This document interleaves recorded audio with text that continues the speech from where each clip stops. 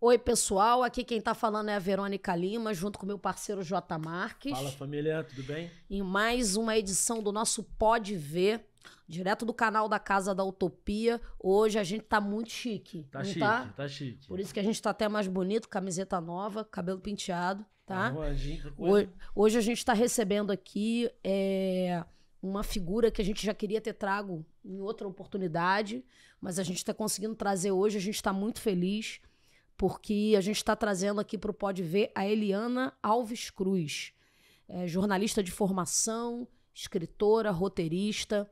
Seja bem-vinda ao Pode Ver. Muito obrigada. Um prazer estar aqui com vocês.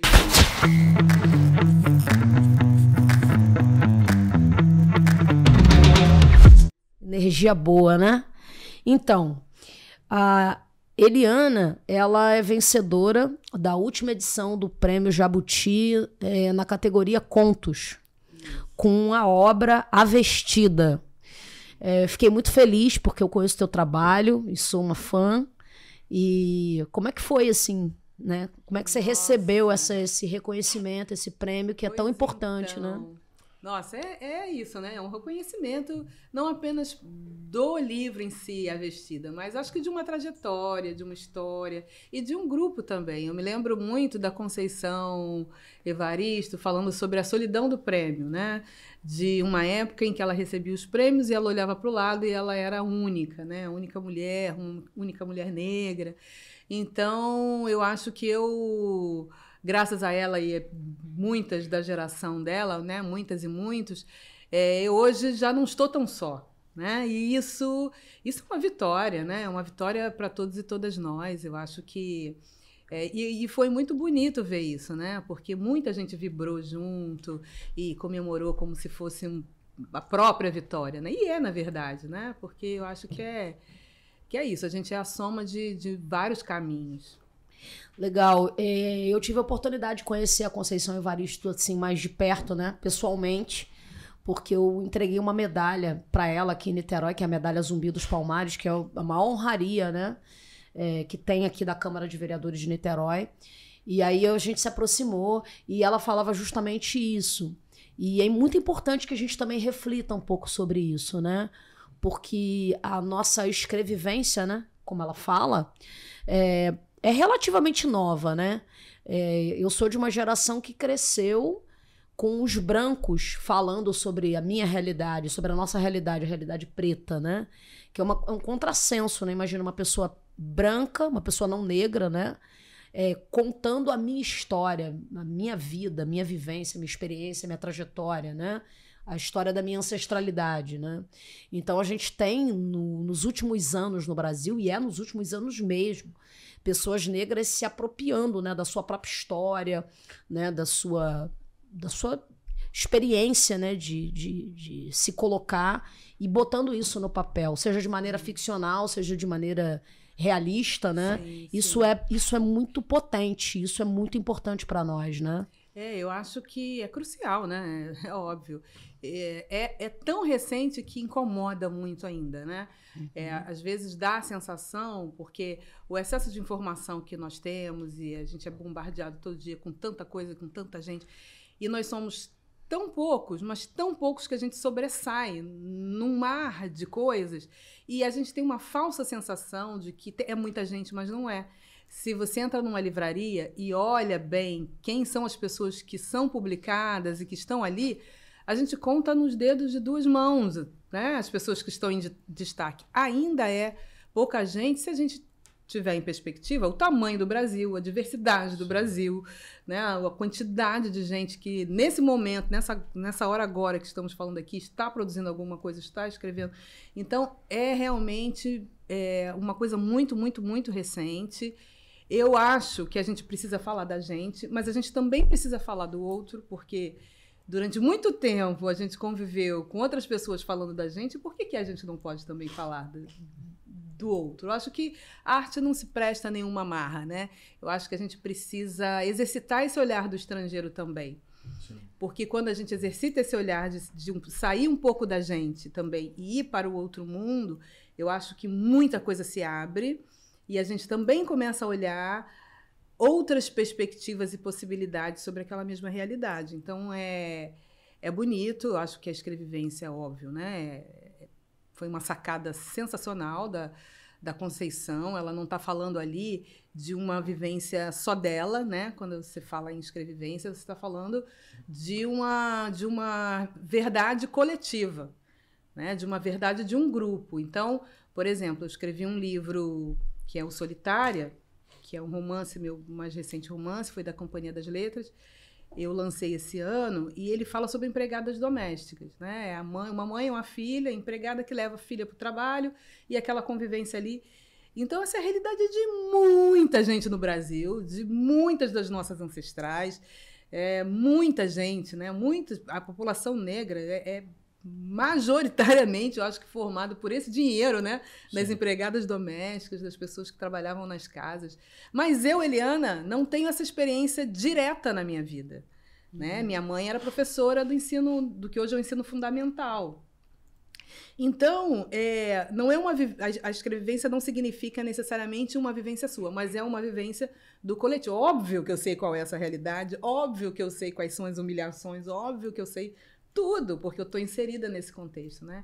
Então, quando a gente olha assim, né, essa experiência de grupo, aí a coisa ganha volume, né? E ganha beleza também, né? Porque...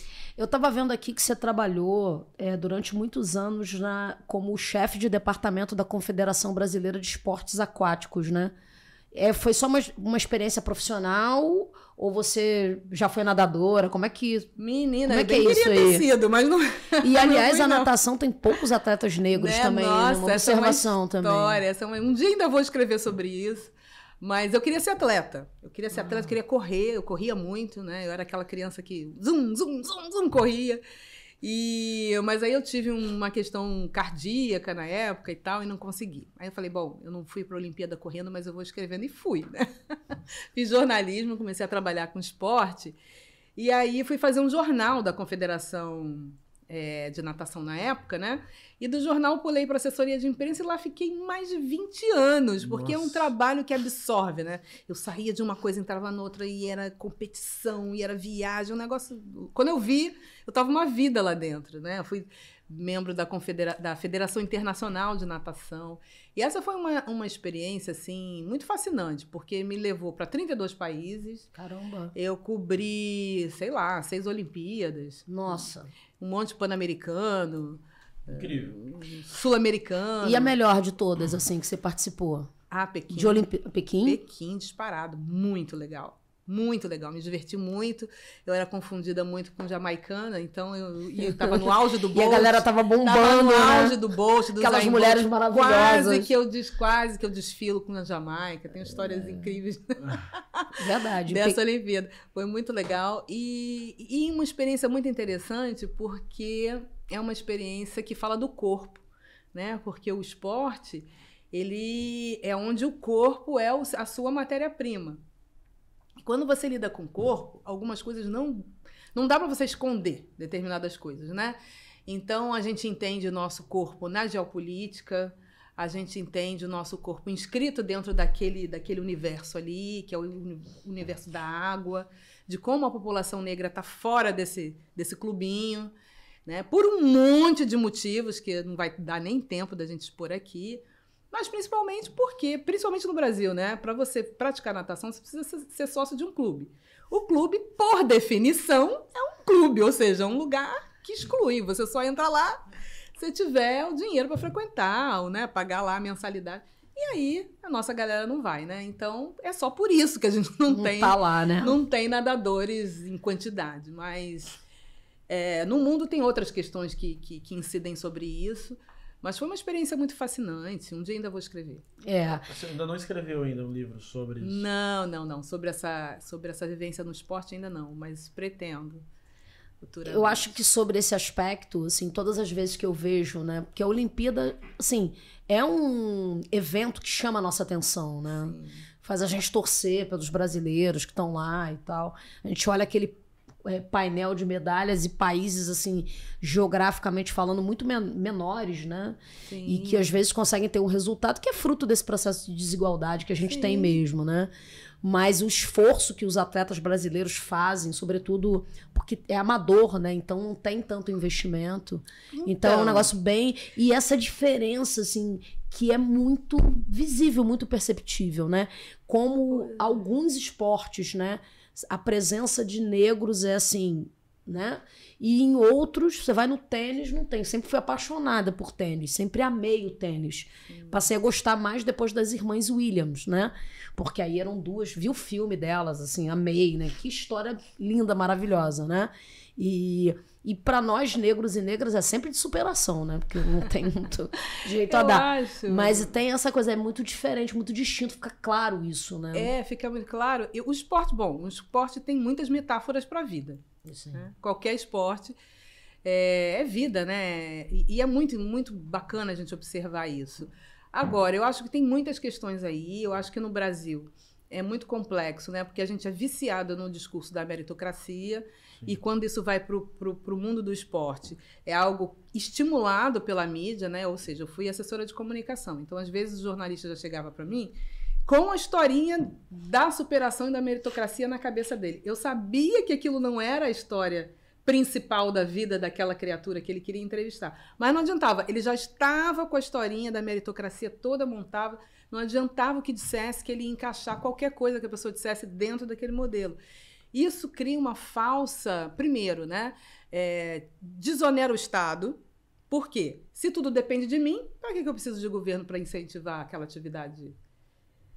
Né, fomentar esporte no Brasil. Tudo depende da sua vontade. Se você quiser, você vai lá e ganha medalha de ouro. Se você treinar muito, se você caminhar 5 horas, nadar 8, andar mais não sei quanto a pé, pegar uma canoa com fome, treinar descalço, você vai conseguir. E quando é atleta negro, eles exploram isso a exaustão. As duas atletas da ginástica olímpica do Brasil, que ganharam medalhas, né? As duas maravilhosas, a Daiane e a que ganhou mais recentemente, que são duas atletas negras, assim, isso é explorado a exaustão, a história de superação delas, assim, como elas se superaram. Até parece que não precisa de tecnologia, até parece que não precisa de investimento em viagem, né, intercâmbio, até parece que... Enfim, e aí a gente tem todo um investimento, durante uma época, todo um investimento estatal no esporte, né, e isso também criou algumas distorções, embora isso tenha feito com que o esporte existisse no Brasil, né? Porque senão... Não teria. Não teria. Enfim, é uma questão longa, muito longa e muito fascinante. Eu acho que o esporte tem saídas, muitas saídas, sabe? Para a educação, muitas saídas para a questão de criminalidade, para a questão de violência doméstica. O esporte tem ali... É uma ferramenta muito poderosa e nada... Não vou nem dizer que é subutilizada. Não é utilizada, não é acessada essa porta não é aberta no Brasil para lidar, né, com os nossos problemas. Eliana, você é jornalista de formação, mas já tem uma produção bacana, né? Como escritora. Como tem início, assim, a Eliana escritora? Foi desde sempre? Ou foi uma coisa que, assim, mais recentemente, nos últimos anos da tua vida?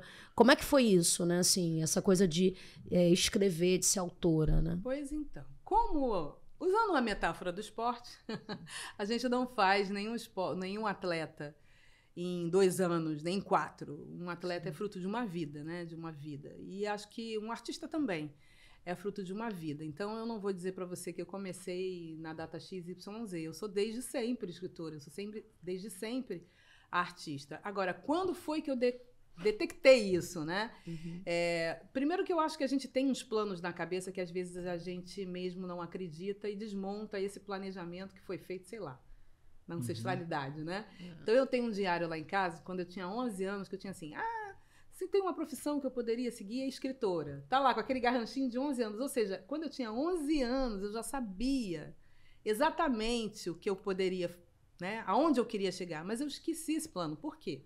Porque a gente vive num país que faz a gente desacreditar da gente mesmo.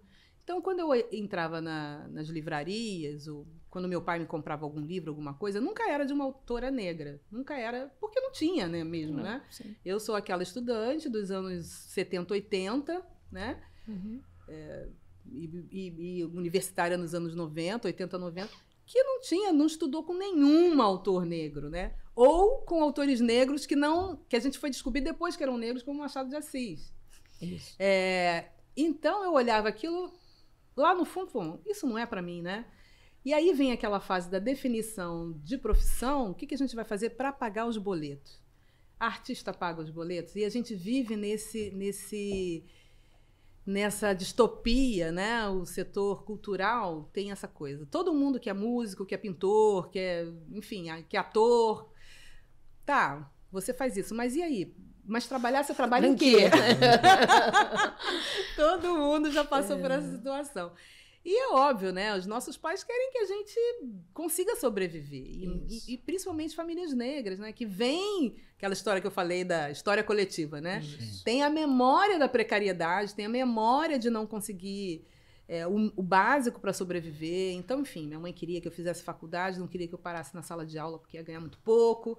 Aí eu resolvi fazer jornalismo, legal. Como até parece que jornalismo... Agora vai voar. Agora você vai decolar, né? Decolou, né? Viajou o mundo de outra forma. Mas aí, como é ironia, né? Ou seja, eu hoje, como escritora, assim, eu tenho uma vida que eu nunca tive como jornalista. E isso é muito irônico, né? Isso mostra que a gente, na verdade, tem que seguir o caminho que a gente precisa seguir, Sim. né?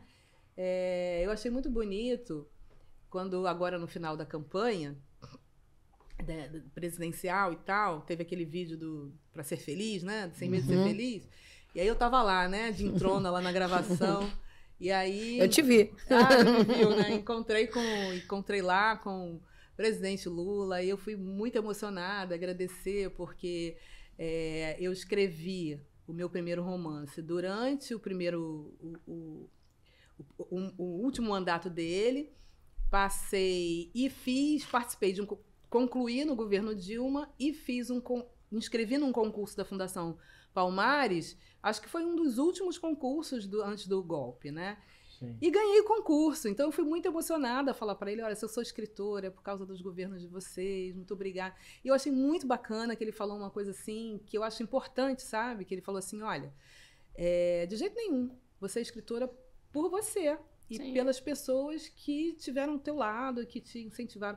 O que a gente fez é nada mais que a nossa obrigação, que é fazer com que esses talentos aconteçam.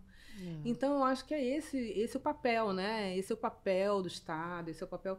E isso realmente fez toda a diferença na minha vida, né? Então, se eu tiver que marcar uma data de início, né? Sim. Um marco fundamental, eu acho que é esse concurso da Palmares, que foi em 2015.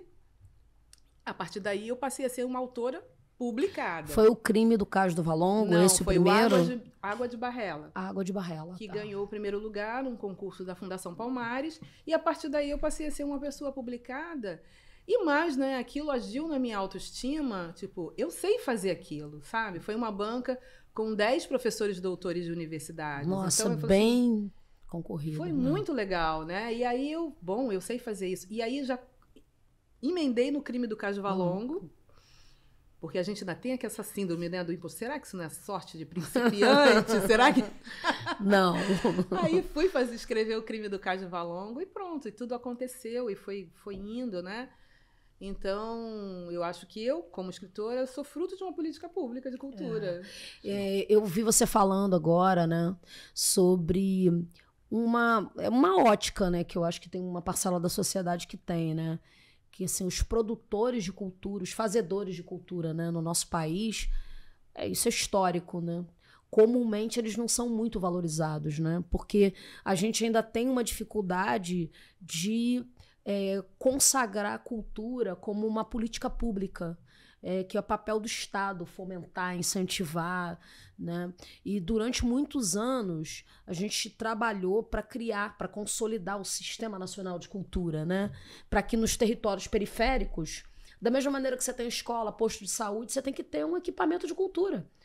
Porque você vai nas periferias do Brasil inteiro, né, em todos os lugares por onde a gente anda, no território periférico você tem pouco equipamento de cultura ou nenhum. As pessoas têm que se deslocar. Eu me lembro, eu nasci e fui criada num conjunto habitacional, saí de lá adolescente, que tinha uma gincana de meio de ano da escola, que a gente fazia tudo para poder ganhar, e minha turma ganhou 2 anos seguidos, porque eu queria sair no ônibus de excursão, no ônibus, né? E ir para a Biblioteca Nacional, e ir para lugares, equipamentos públicos grandes, né? Que eu não ia, eu não tinha acesso. Aquilo era muito importante para mim, para as pessoas que estavam à minha volta, né? Então você não tem isso. Então, quando vieram os governos, né, de esquerda no Brasil, a gente começou, né, a consolidar determinadas políticas públicas como política de Estado. E eu fiquei muito impressionada como para construir é tão difícil, né? Nossa. A gente quer debater, discutir, fazer conferência, e aí tem que discutir orçamento, né? E para destruir é muito rápido. E aí, como é que você está se sentindo como uma fazedora de cultura, né, no país? Tá vindo aí a Margareth Menezes, uma maravilhosa, né? Gente, só de ser a Margareth Menezes. Eu sou suspeita porque é minha amiga querida, mas assim, só de ser uma mulher maravilhosa, potente, preta, baiana, assim, Ela como foi eles ela, né? nos atacam, Eliana, porque eu tive lá na Bahia e conheci lá um instituto da Margareth Menezes que atende centenas, já atendeu milhares de pessoas, né? Então, é muito impressionante como as pessoas negras, quando são colocadas, né, para estar num espaço de poder, como elas são atacadas, né? Mas como é que você está vendo essa perspectiva no próximo período da gente ter de novo a cultura como uma política de Estado? Nossa, com um alívio tremendo, né? Foram 4 anos muito angustiantes, porque é exatamente isso que você falou, Verônica. Para destruir é tudo muito fácil, né? Você leva 100 anos para erguer uma catedral, uma banana de dinamite, bota tudo abaixo. Você viu o que aconteceu com a Notre Dame, né? Notre Dame, o pegou Museu fogo. Nacional pegou fogo. Séculos, vão É. em horas. Então, é a mesma coisa com a cultura, né? É muito rápido para destruir. E, na verdade, a cultura é o que torna único um país, um povo, uma nação, né? Eu acho que ela não é atacada por determinados setores por acaso. É porque é algo muito precioso, né? Eu arrisco dizer que é o bem mais precioso, porque tudo acaba, né? Tudo voa. O dinheiro, você entra no supermercado ali, vai o seu dinheiro rapidinho. E agora, então, tá indo muito rápido, minha comadre. Vai tudo. Pra comprar uma peça de rapidinho. contrafilé tá difícil. Pelo amor, então, é tudo muito... Mas isso fica, né? Então tem uma disputa séria, uma disputa... Eu adorava quando essa palavra ficava só no terreno da literatura, né, narrativa, mas aí a política se apropriou desse raio dessa palavra narrativa e a gente fica tentando... Mas é exatamente isso, é uma disputa de narrativa, uma disputa... tem agora uma expressão interessante que é fake narrativa. Sim. A fake narrativa que é aquela coisa montada, não, isto aqui embasado pelo estudo XYZ, mas nada fica de pé, né? O estudo XYZ não existe, é baseado em nada, mas enfim. Então, é uma disputa muito séria e eu acho que redes sociais, essas novas mídias, elas têm um papel enorme nisso, né? Porque dissemina muita coisa. Então, enfim, a gente tem um longo trabalho para fazer. E a Margareth é incrível. A Margareth está na minha memória afetiva de juventude. Minha família é toda da Bahia, né? Toda baiana. Então, eu ia brincar carnaval e era a Margareth, aquele vozeirão. Maravilhosa. Eu falei, Todo mundo, né? Farol. Nossa, eu fui a Fligê, a Festa Literária de Mucugê esse ano, e foi um show dela. Menina, mas eu fiz qualquer coisa para tietar a Margareth. Tirei foto com a Margareth. Porque é isso, né? A gente maravilhosa. É muito incrível. Fui lá no Mercado Iaola, naquela fábrica incrível. Maravilha. Incrível aquele projeto dela. Você paga barato e vê um show de qualidade e compra 1000 coisas naqueles empreendedores. Então, é uma visão da cultura como parte da vida, como geradora de renda, de felicidade também, né? Eu acho que essa palavra felicidade a gente erradicou da política de uma forma, e então a minha expectativa é que ela retorne, né, para o nosso cenário cultural e que a cultura possa realmente proporcionar para as pessoas perspectiva de sonho, perspectiva enfim, de pensamento, possa abrir as cabeças, que a gente possa enxergar outros cenários, que a gente possa sonhar um país muito bacana, que seja exemplo para o mundo de um monte de coisa. Essa é a minha perspectiva, né? E você Meu sonho. tem para esse sonho ser realizado, assim, você tem leque de futuro, ou já realizando agora, como que eu vou ampliar isso que eu estou conseguindo produzir para que outras mulheres negras também possam produzir, para que as juventudes negras possam produzir? Que é isso, você falou, né? É uma dificuldade a gente aceitar que a gente pode ser escritor, né? Escritor publicado dá uma autoestima, né? Gera isso. Autor ainda premiado. Aí, referência. Faz ainda.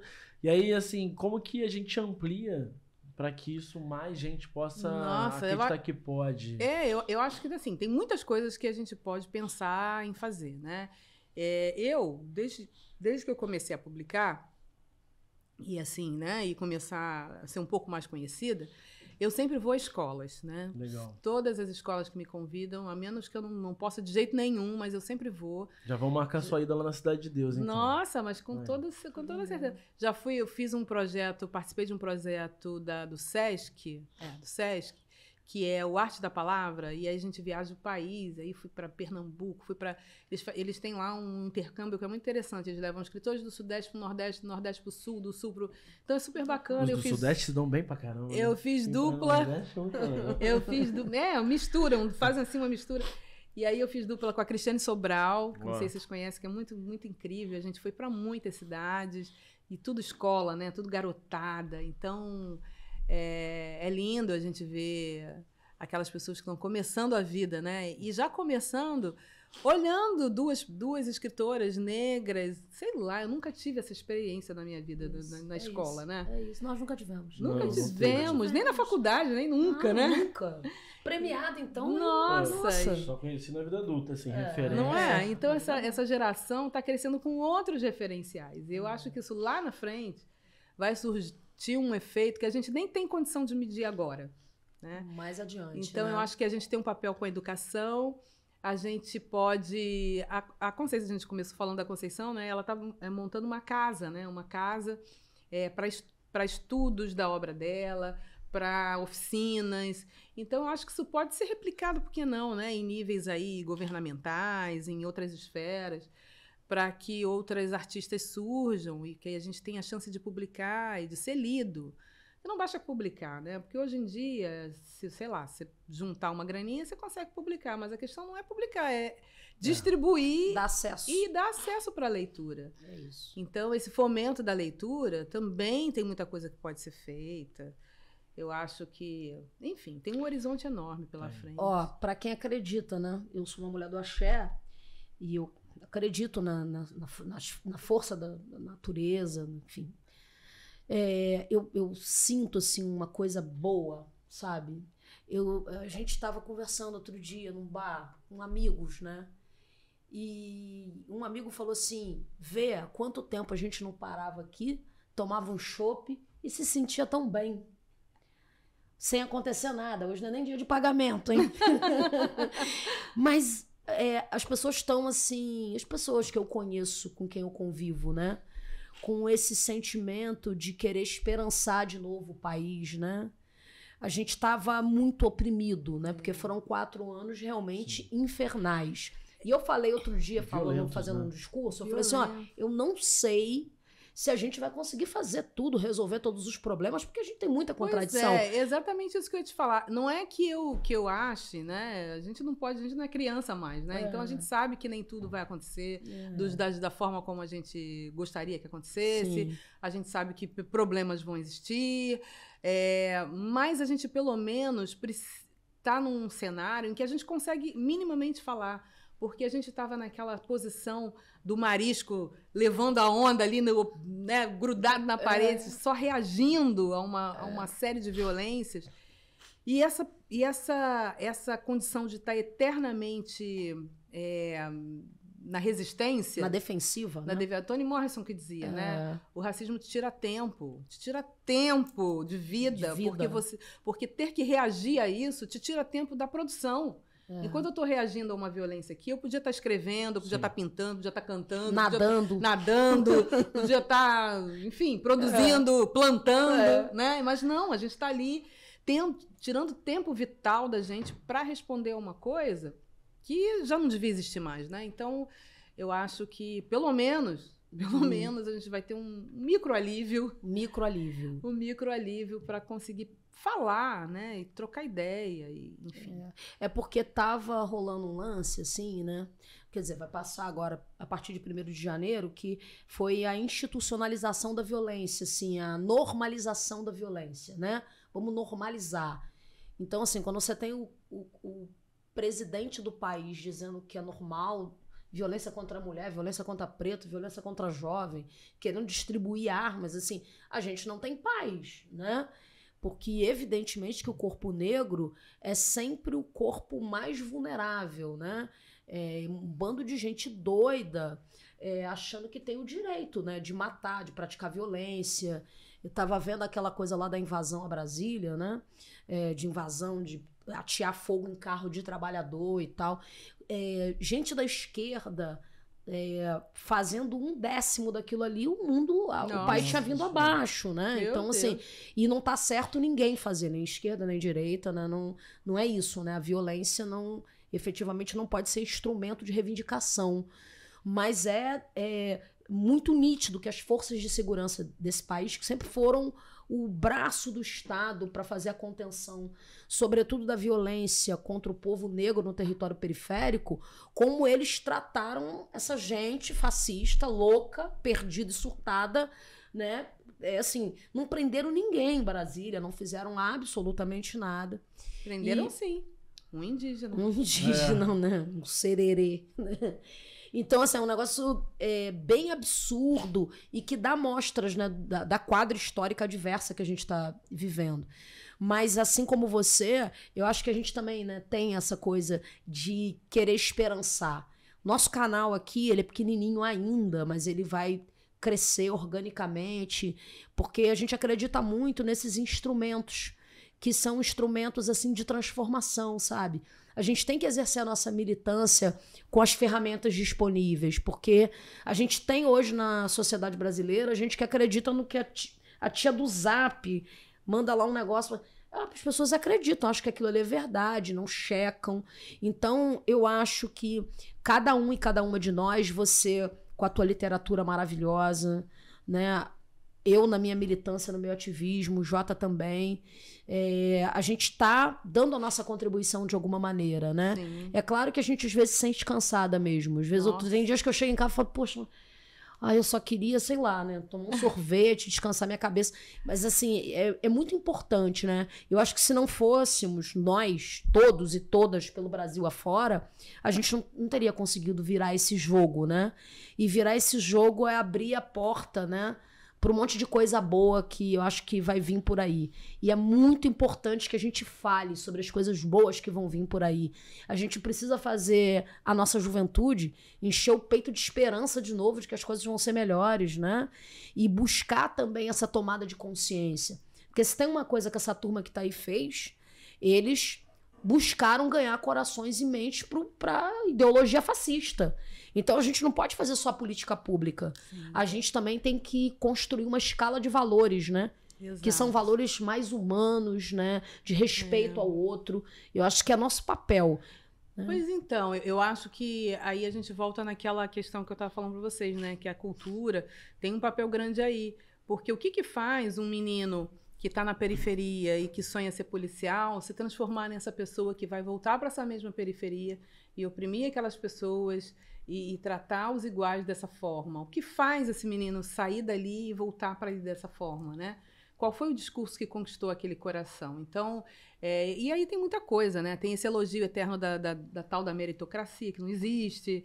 Tem todo uma miragem, né, de sociedade que é construída para ele, que faz com que ele acredite que está numa guerra, né, contra os seus. E o que, no fundo, é uma guerra contra ele mesmo, né? Então, eu até estava pensando em escrever um romance sobre isso, mas eu preciso estudar um pouco, né? Porque é isso, né? Eu acho que não é que a gente não possa falar de realidades que não são as nossas. A gente tem aqui tirar o sapato, pisar no chão e tocar esses mundos com respeito, né? E olhar exatamente, mas quem é essa pessoa, né? Quem é essa pessoa? Eu acho que está faltando isso para nós, né? Eu acho que a gente chegou a hora da gente desarmar um pouco, né? A gente passou em guerra aí mais de 4 anos, né? Se a gente pensar que teve o Temer antes do Temer teve todo um discurso que levou ao Temer. Então a gente tem uma década. O período do vampirão também foi bem difícil. A gente tem uma década. Se a gente pensar em 2013 e 2023, é uma década. Fogo cerrado, né? O menino que estava com 10 anos lá tá com 20 aqui. E cresceu com essa... E cresceu com essa coisa, entendeu? Então, na verdade, quando a gente bota essa linha do tempo, você fala assim, nossa! É muita coisa. É muita coisa, né? Porque a vida é tão corrida. Então, bota isso na perspectiva de que é uma década, que esse garoto que estava com 20 aqui está com 30, agora ele é pai, ele tem uma família, ele nananã. Então, isso, e esse exercício de imaginação, isso é nossa tarefa. É isso. Né? Isso é a tarefa da literatura, do audiovisual, por isso eu agora sou roteirista. Olha que bacana! Porque eu e acho que vai pintar aí? O audiovisual tem uma penetração que a literatura não tem, né? A literatura, ela consolida várias coisas e ela meio que é a laje da casa.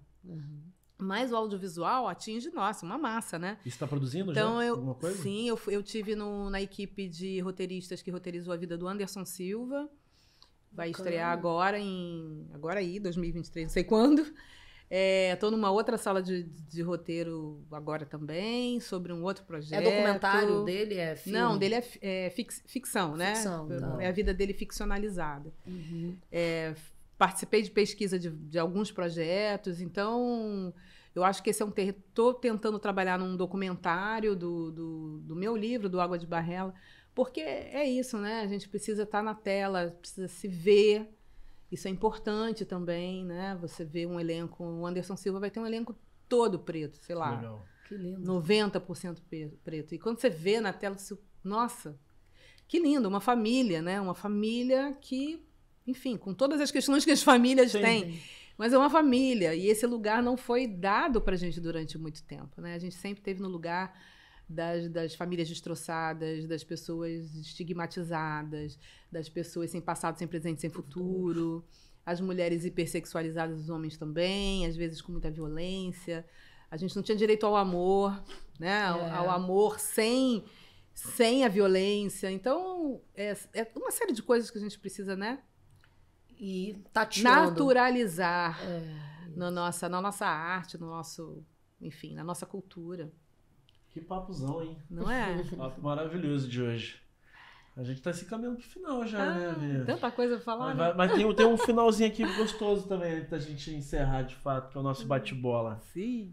Olha, primeiro eu queria te fazer um convite e queria que você falasse ali para aquela câmera ali, desse um recado, pedisse às pessoas para te seguir nas tuas redes sociais. Livros, né? Falar um pouco desse livro maravilhoso, né, que é A Vestida, que ganhou a última edição do Prêmio Jabuti, assim, falar um pouquinho desse livro antes da gente terminar e ir pro bate-bola e convidar as pessoas para te seguir na tua rede, né, assim, e falar um pouco também da emoção, né, porque, assim, quando eu soube, alguém me mandou uma mensagem no WhatsApp e eu fiquei muito feliz, porque você foi super generosa comigo quando a gente se encontrou, me chamou, né, pra gente fazer uma roda de conversa sobre o livro. E fomos, assim, foi uma mesa tão potente, bonita, só com gente que eu admiro também. E aí, quando você ganhou, eu falei, coisa mais linda, né? Fiquei emocionada, fiquei feliz, né? E acho que você, Conceição Evaristo, são de verdade mulheres muito inspiradoras, sabe? Não só pelo reconhecimento que vocês vêm tendo, né? Mas pela forma como vocês lidam também quando a gente chega perto, né? É bacana quando você chega perto da pessoa e você percebe um acolhimento, um carinho, né? Uma sororidade de verdade, né? E eu percebi muito isso em você. Fiquei muito feliz de você ter vindo aqui. E queria que você falasse um pouquinho pra gente da construção da Vestida e como é que foi esse processo do Prêmio Jabuti e como foi estar naquele lugar e receber esse prêmio que é muito merecido, tá? Muito obrigada. Bom, o Prêmio Jabuti, A Vestida é um livro de contos editado pela editora Malê e, a princípio, ele foi editado em 2021 por um clube de leitura que a Malê possuía.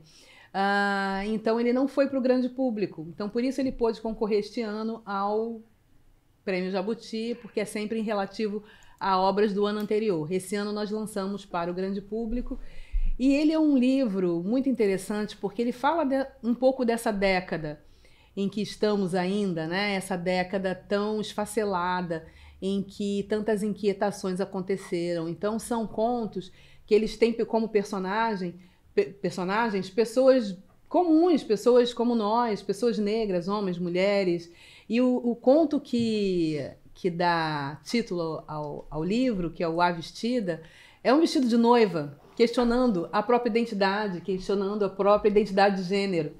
Ele é um conto bem divertido e ele termina assim com muita esperança, né? Apesar da dor, apesar da violência. O livro começa com um conto sobre parodiando aí o livro o mito do Narciso. A gente vive numa sociedade onde as pessoas só olham para elas mesmas, né? E tem uma ilusão de sucesso. Então ele começa assim um tanto amargo e ele termina com essa explosão de alegria, apesar da dor que essa vestida viveu. Esses contos, cada um, são 15 contos, cada um foi escrito em uma época diferente ao longo desta década. Então ele tem ali várias, acho que quem lê percebe as várias inquietações que nos assaltaram durante esse período. E eu fico muito feliz que ele tenha sido premiado, porque é uma validação, né? É um principal prêmio da literatura brasileira. Enfim, é muito bacana porque a gente sai também da nossa bolha, outras pessoas passam a olhar pra gente, ler o que a gente escreve. Então eu convido a todo mundo a me seguir aí no Instagram, é o Eli Alves Cruz, né? @EliAlvesCruz. Estou sempre no Twitter também, criando muito caso. Adoro muita paciência. O Elon Musk. Do Elon Musk. No Cruz, _ Eliana Alves. Enfim, é fácil me encontrar nas redes sociais e é isso. Agora a gente vai fazer o bate-bola aqui, ó. A gente pergunta, você responde. Vamos lá. Uma lembrança de infância. A casa da minha avó. Uma luta. Contra o racismo nesse país, né? Por favor. Um livro. Quarto de Despejo. Uma inspiração. Toni Morrison. Um sonho. Um sonho, educação para todos e todas e todes. Investir no esporte e na cultura significa? Investir no futuro e na felicidade da população brasileira. Pessoal, a gente recebeu aqui no Pode Ver, eu e meu amigo J. Marques, Sempre. a Eliana Alves Cruz, que é escritora, autora, jornalista e nossa amiga. Curte, dá like, comenta e compartilha. É isso. Se inscreve lá no canal, pessoal. Tamo Obrigado junto, aí. até a Valeu. próxima. Até a próxima.